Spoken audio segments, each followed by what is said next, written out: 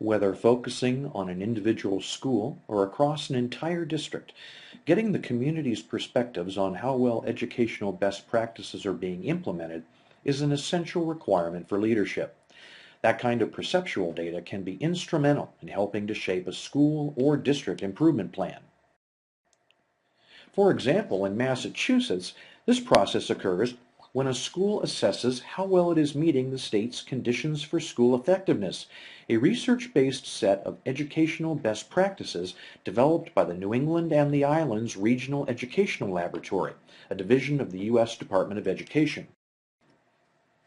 Using a comprehensive rubric to assess 10 separate conditions of effectiveness, school leaders are tasked with the responsibility of getting the community's feedback on how well the school is meeting each of the major conditions and their respective elements.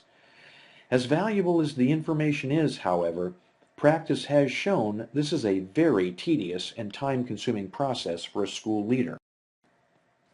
In fact, evidence shows that the paper-based process often leads a principal to streamline the collection of data by polling only a few members of staff, from which a simple set of average results is calculated.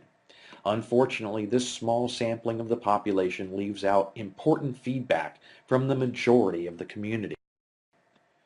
That small sample, with its overly simplistic averages and the rudimentary data display resources provided for the process, result in less than helpful information for leadership to drive school improvement.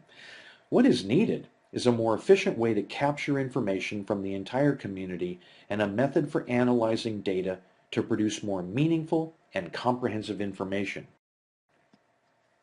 If members of the community have internet access, then developing a facsimile of the conditions for school effectiveness in Google Forms provides a solution. Publicizing the internet address of the Google form provides instant access to the survey for all members of the community eligible to participate in the process. Members from each school in the district can log on to the form, specify their school, some anonymous information about themselves, and then provide feedback on how well they think their school is meeting the conditions for school effectiveness. Information collected from each anonymous participant is automatically stored in a Google spreadsheet, which can then be downloaded into a visual analytic resource customized to work with CSE data. Because color is such an important method for determining meaning in a visual analytic resource, letting the user set performance cutoff levels is an important example of why a visual analytic resource is considered an interactive environment. Here the user is given the chance to set the color levels for strength, need, and critical need that will be displayed on the main profile page. Here the user establishes the disaggregation possibilities that drive the main profile page, from a respondent's role in the school to her years of experience at the school or in K-12 education overall. The main profile page provides the user with multiple sets of information in a variety of visual formats: numbers, color formatted areas, vertical bar graphs, text displays. The yellow selection cells at the top allow the user to determine exactly which school and subset of respondents is being analyzed. In this case, the viewer is looking at a comprehensive set of data from the entire district. Because red and blue designate areas of need and critical need, it is clear from this profile table that district leadership have many opportunities for important reflection.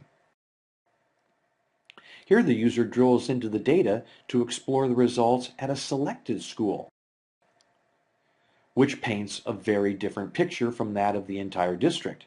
This might prompt the user to ask, what is it about Washington Elementary School that allows its constituents to feel they are meeting the conditions for school effectiveness at a far higher rate than the district overall?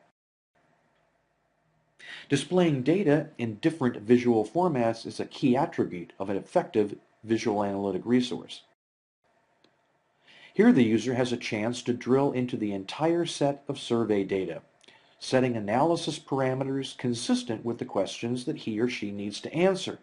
In this example, the user is looking for any of the 131 CSE survey questions that produced an average response below 2.0 on a scale of 1 to 4 on the rubric. All cells colored green on the table meet that criteria. It is clear that condition 7, which we can see as professional development, should clearly be an area of concern for district leadership. By changing the analysis parameters to reflect all survey questions that had, say, high percentages of 1 responses, that's number 1 on the rubric, and in this case, let's say 33%, we can explore which specific survey questions merit further review. In the area of effective school leadership, survey question number 10 meets those criteria. By entering the question number in the CSE indicator selection box at the right, we can find out what condition, element, and indicator it represents. In this case, staff generally agree that decisions are made transparently and fairly, and that the school culture is collaborative, open to dialogue, and based on trust. But with over a third of all responses suggesting that this condition is not being met, it presents school leadership with important opportunities for reflection. Paper-based systems for collecting and analyzing data may have been acceptable in the 1950s, but not anymore. Whether they are simple Excel-based systems, as shown here, or more powerful cloud-based resources, fully interactive visual analytic resources provide educators with the most powerful options for deriving the knowledge they need to make the most effective decisions for supporting student achievement and school improvement.